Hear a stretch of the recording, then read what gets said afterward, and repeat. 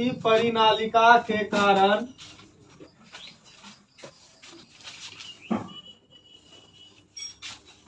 चुंबकीय क्षेत्र।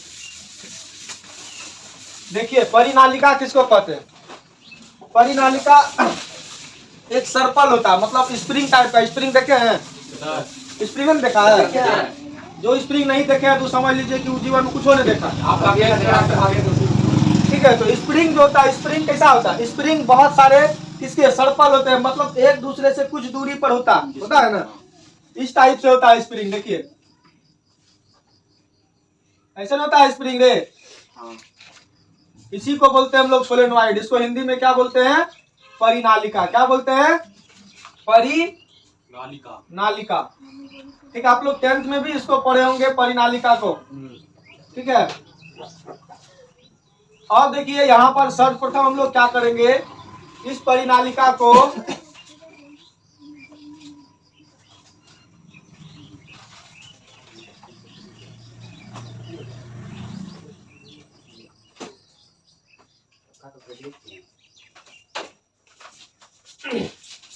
ये सोलेनोइड है, इसमें हम लोग क्या कर दिए, वायर को कनेक्ट कर दिए, और वायर को कनेक्ट कर दिया और एक एम्पियर लूप को ले लिए।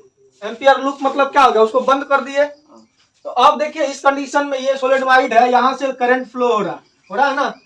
यहाँ देखो इस सोलेनोइड में करंट फ्लो हो रहा है या नहीं हो रहा? करंट जैसे फ्लो होगा तो इधर भी फ्लो होगा, यहाँ भी होगा, यहाँ भी होगा, यहाँ भी होगा, यहाँ भी होगा, यहाँ भी होगा, यहाँ भी होगा, यहाँ भी होगा। हर जगह करंट का फ्लो होगा। ठीक है, हर जगह क्या होगा, करंट का फ्लो होगा, लेकिन ऊपर में तो नहीं है।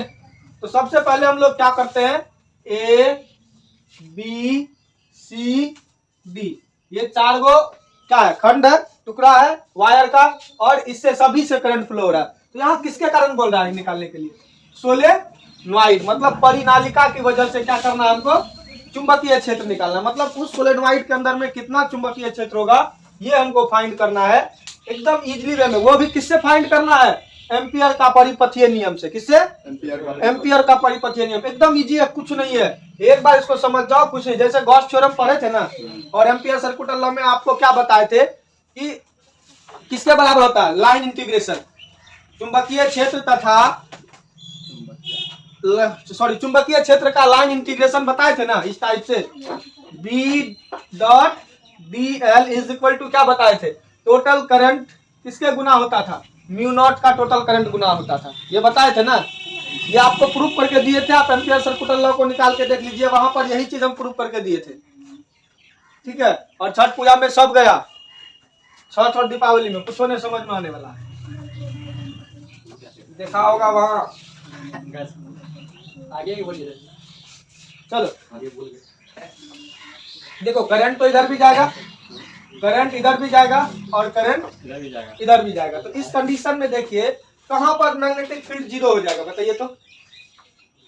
सोलेनोइड के वजह से यहाँ पर जो ऊपर में होगा इसका मैग्नेटिक फील्ड 0 हो जाएगा, क्योंकि सोलेनोइड के बाहर मैग्नेटिक फील्ड क्या होता है, 0 होगा।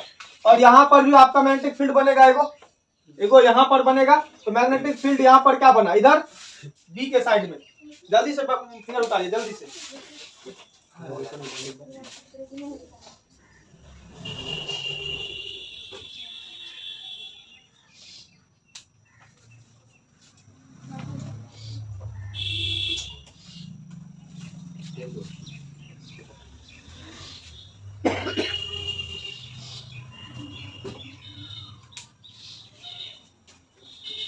और सोलेनोइड का जो टोटल लेंथ है वह कितना है बबुआ, एल है। कितना है, एल है।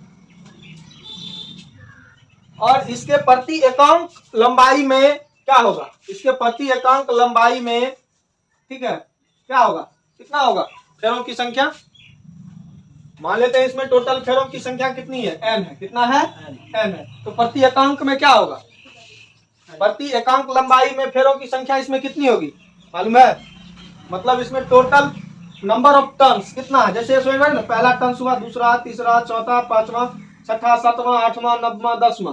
ठीक है, ये 10 गो टर्न्स है इसमें, है ना। और इसकी लंबाई है कितना, 10 सेंटीमीटर। कितना है, 10 सेंटीमीटर है। तो प्रति एकांक लंबाई में कितना टर्न्स होगा, निकाल सकते हैं।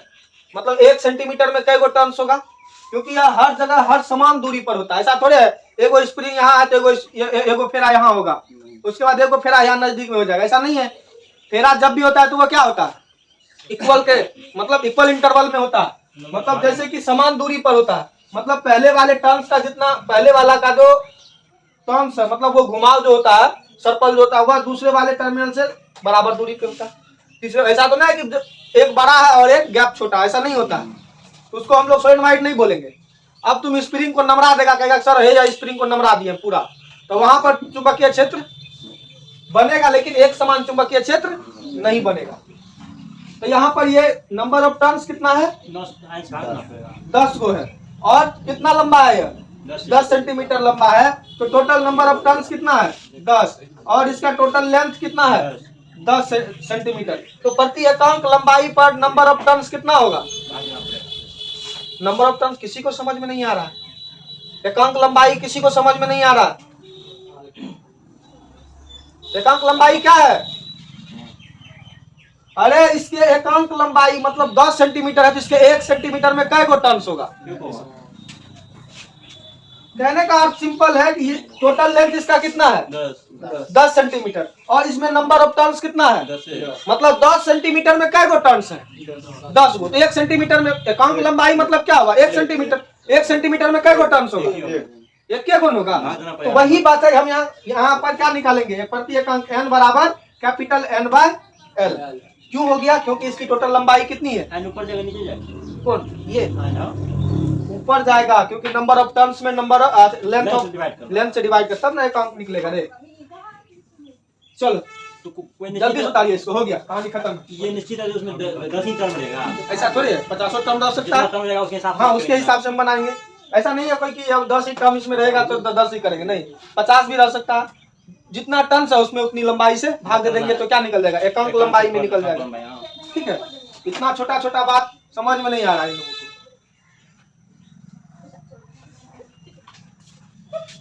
यार ले चलिए जल्दी से उतार लिए ना पूरा कंप्लीट। अब देखिए इससे क्या जा रहा है, आई बराबर क्या जा रहा है, यदि आई बराबर क्या जा रहा है, इससे धारा का फ्लो हो रहा है। आई बराबर क्या है इससे, मतलब हर टर्न से क्या हो रहा है, धारा का फ्लो हो रहा है। अब देखिए इसकी टोटल लेंथ कितनी है, L है, और इसमें अगर यदि हम लोग स्मॉल n निकाले तो क्या होगा, नंबर ऑफ कैपिटल N, मतलब कैपिटल N क्या हो गया, number of total turns in A solenoid, मतलब किसी भी सोलेनोइड में मतलब उसमें घुमाव की संख्या। ठीक है, ये हो गया। और L is equal to total length of solenoid, मतलब सोलेनोइड का टोटल दूरी हो गया, कितनी लंबी है वो, उससे अगर यदि हम लोग भाग दे दें नंबर ऑफ टर्न्स में, तो पर यूनिट लेंथ में जो नंबर ऑफ टर्न्स होगा वो हमको निकल के चले आएगा, कोई दिक्कत नहीं, एकदम इजी में। तो यहाँ पर हम लोग लिखेंगे प्रति इकाई लंबाई में फेरों की संख्या, मतलब ये क्या हो गया, टर्न्स मतलब क्या होता है बबुआ, फेरों की संख्या, प्रति इकाई लंबाई में फेरों की संख्या। अब जहां n बराबर हम लोग लिख सकते हैं, n बराबर क्या है, total number of turns in A solenoid, मतलब n बराबर क्या लिखेंगे, परिनालिका में फेरों की कुल फेरों की संख्या, यही हुआ, कुल फेरों की संख्या। एकदम इजी है, कुछ नहीं है। और L मतलब तो समझ रहे, परिनालिका की कुल लंबाई हो गया। अब यहां से देखिए, अब हम लोग क्या किए, एक एम्पियर लूप मान लिए, क्या मान लिए, ampere loop, A B C D क्या कर लिए हम लोग, एक एम्पियर लूप मान लिए। चलिए इसको मान लेते हैं। अब A B C D एक एम्पियर लूप माना, एम्पियर लूप मान लिया। जब मान लिया एम्पियर लूप तो क्या होगा कि मतलब उसमें जो टोटल जो इंटीग्रेशन होगा, टोटल जो लाइन उसका इंटीग्रेशन होगा, मतलब इंटीग्रेशन BDL जो होगा वह किसके, मतलब टोटल करंट के इक्वल होगा। टोटल इसमें जो करंट क्या होगा, इसमें क्या जा रहा है, टोटल क्या हो जाएगा। फर्स्ट के लिए क्या होगा, पहले के लिए AB लेंगे ना, पहले के लिए AB लिए तो B.DL प्लस, दूसरा क्या होगा, दूसरे के लिए कौन लेंगे, BC लेंगे, यहाँ देखो गप काय दे रहा है, दोनों को उठा के एक को यहाँ करेंगे, एक को वहां करेंगे। समझ में नहीं आया तो गप करेगा। चलो यहाँ, चलो उठो वहां से।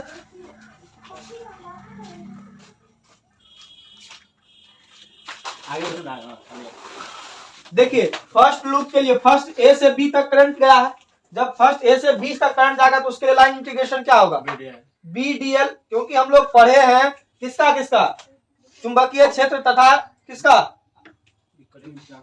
लंबाई सदिश का जो डॉट प्रोडक्ट का जो लाइन इंटीग्रेशन होता है वह टोटल मतलब लूप से घिरे टोटल करंट का म्यू नॉट गुना होता है। जाके देखिएगा एम्पियर सर्कुलर लॉ में, पढ़े नहीं, ऐसे छठ बन गया आप लोगों का।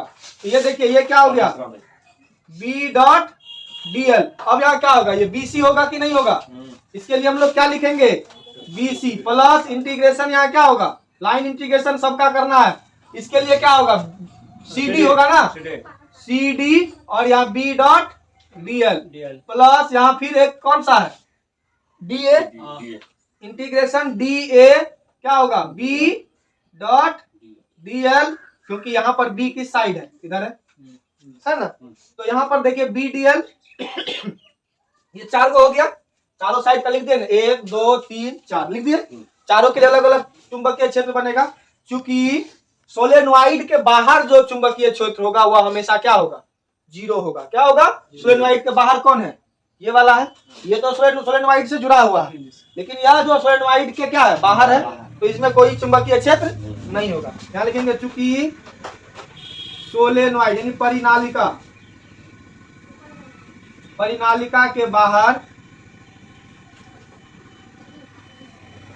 चुंबकीय क्षेत्र क्या हो जाएगा, B इज इक्वल टू 0। क्या लेंगे, तो B इज इक्वल टू 0, तो यहाँ पर CD क्या हो जाएगा, इसका वैल्यू, ये CD वाला चुंबकीय क्षेत्र क्या हो जाएगा, 0 हो जाएगा। जब ये 0 हो जाएगा तो ये दोनों हट गया, तो यहाँ क्या होगा, integration B dot D L is equal to A B के लिए क्या लेंगे, ए बी के लिए B, अब डॉट को हटाइए, B D L cos theta होता है, डॉट प्रोडक्ट में क्या होता है, ए बी कॉस थीटा, तो यहाँ बी डी एल है, तो यहाँ B D L cos theta, यहाँ कितना होगा ए बी के लिए, ए बी के लिए मैग्नेटिक फील्ड इधर और डी एल भी किधर जा रहा है, इधर ही जा रहा है, तो क्या होगा यहाँ पर मान लीजिए इसको डी एल, तो क्या होगा इसका मतलब कितना डिग्री का कोण बना रहा है, 90 कैसे होगा रे, ले लो भाव, मैग्नेटिक फील्ड भी इधर ही है, 0 और डीएल भी इधर है, इसका डायरेक्शन भी इधर है, तो क्या होगा उसके बीच का कोण, मतलब डीएल भी, मैग्नेटिक फील्ड भी इधर है और डीएल भी इधर है, तो दोनों के बीच का एंगल कितना होगा, क्या डिग्री होगा रे, मतलब इसी पर जो ये रेखा है, इसी पर दूसरा चीज जा रहा है, तो दोनों को बोला कितना कोण बना करके जा रहा है, तो आप कितना बोलिएगा, 0 डिग्री का कोण बना के जा रहा है। तो यहाँ पर हम लोग कॉस क्या लिखेंगे, 0 डिग्री। इसमें क्या लिखेंगे, इसमें क्या लिखेंगे, ये ए बी के लिए हो गया, किसके लिए हो गया, ए बी के लिए। अब यहाँ बी सी के लिए क्या होगा, बी डी एल कॉस, क्योंकि डॉट प्रोडक्ट है तो ए बी कॉस थीटा होता है, इसलिए यहाँ क्या होगा, B D L cos theta कितना होगा, डी इधर जा रहा है, चुंबकीय क्षेत्र इधर है, कितना डिग्री का कोण बनाएगा, 90 डिग्री का कोण बनाएगा। फिर इसके लिए क्या लिखेंगे, सी डी के लिए क्या लिखें, मैग्नेटिक फील्ड 0 होता है, तो इसका वैल्यू टोटल टर्म क्या हो जाएगा, 0। फिर प्लस में डी ए के लिए क्या होगा, B D L cos theta, cos theta कितना होगा बताइए तो, डी एल और इसके बीच का थीटा 90 डिग्री होगा, डी एल यहाँ है, अब बी एल यहाँ 90 डिग्री हो गया, तो ये 90 डिग्री हो गया दोनों। कॉस 90 का वैल्यू क्या होता है, कॉस 90 का वैल्यू 0, ये टर्म भी 0 और ये टर्म भी 0, सिर्फ बचेगा मेरे पास क्या, ए बी के कारण वहां पर चुंबकीय क्षेत्र बनेगा, तो यहाँ पर क्या बचेगा, integration B dot D L is equal to क्या होगा, integration B D L. Cos 0 का वैल्यू क्या आ जाता है, 0, कॉस 0 का वैल्यू क्या आता है, 1 आता है, तो इसका 1 आ गया, ये 0, तो ये टोटल टर्म क्या हो गया, 0, ये तो खुद 0 है और ये भी 0 है, सबको ये 0 ये 0 ये 0 सभी खत्म, तो बचा क्या, ये जो बचा डीए को नहीं, डीए कहाँ बचा, वही तो डीए हुआ ना, ये डीए हुआ, तो डीए के बदले कितना डिग्री का कोण बना, 90 डिग्री का कोण बना, 90 कॉस 90 का मान कितना होता है, 0, तो 0 से मल्टीप्लाई करेंगे टोटल वैल्यू क्या आ जाएगा, 0, तो ये खत्म। कहाँ सीडी परिनालिका के बाहर चुंबकीय क्षेत्र क्या होता है, 0, ये बाहर है ना, तो चुंबकीय क्षेत्र जब ये बी ए 0 हो गया, तो इसमें जब बी ए 0 हो गया, तो इसको 0 से मल्टीप्लाई करेंगे तो क्या आएगा, इसीलिए उसको हम पहले 0 लिख दिए। अब देखिए, अब इसके कारण हम यहाँ पर चुंबकीय क्षेत्र ले लिए। अब देखिए यहाँ पर किससे, एम्पियर सर्कुटल के लॉ से क्या बोलता है, इसका लाइन इंटीग्रेशन क्या होना चाहिए, टोटल करंट का म्यू नॉट गुना होना चाहिए। कितना होना चाहिए, टोटल करंट का म्यू नॉट गुना होना चाहिए। अब देखिए, अब किससे रे, एम्पियर सर्कुटल लॉ से क्या होगा, line integration B dot D L is equal to क्या होगा, म्यू नॉट गुना टोटल करंट, मतलब टोटल धारा। इससे टोटल धारा कितनी जा रही है, जो बता देगा उसको अभी हम 5 रुपया का इनाम देंगे। जो बता देगा कि सर इससे कुल धारा कितनी जा रही है, इससे सर सोलेनोइड से कितनी धारा जा रही है, म्यू नॉट सोलेनोइड से कितनी धारा का प्रवाह हो रहा है, कौन बताएगा, किसी को नहीं पता। इसमें नंबर ऑफ टर्न्स कितना है, हम इसमें दिए कितना है, नंबर ऑफ टर्न्स 8 बोल रहा है, 10 बोल रहा है, कितना दिए n। एक टर्न से आई धारा जा रहा है, तो n टर्न से कितना धारा जाएगा, n आई जाएगा ने, कुल धारा कितनी जाएगी, n आई। तो प्लास्टिक के सब कुछ बढ़ गया, क्या सब किया मेला में,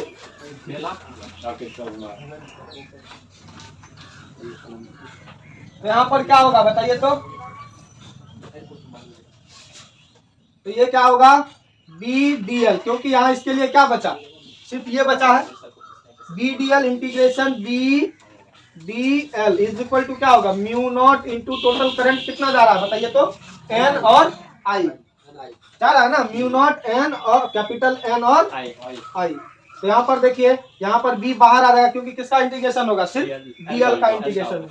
तो यहाँ क्या हो जाएगा, integration D L is equal to mu naught, इसके बदले में हम लोग क्या लिख सकते हैं, एन बराबर क्या लिख सकते हैं, एन बराबर यहाँ पर जो इस एन के बदले हम लोग लिख सकते हैं एन एल, कैपिटल एन के बदले अगर स्मॉल एन के टर्म में लिखे तो या किसके टर्म में, एन बराबर एन एल हो सकता है ना, यहाँ पर हम लोग लिख सकते हैं एन एल भी, इसको लिख सकते हैं, कोई दिक्कत।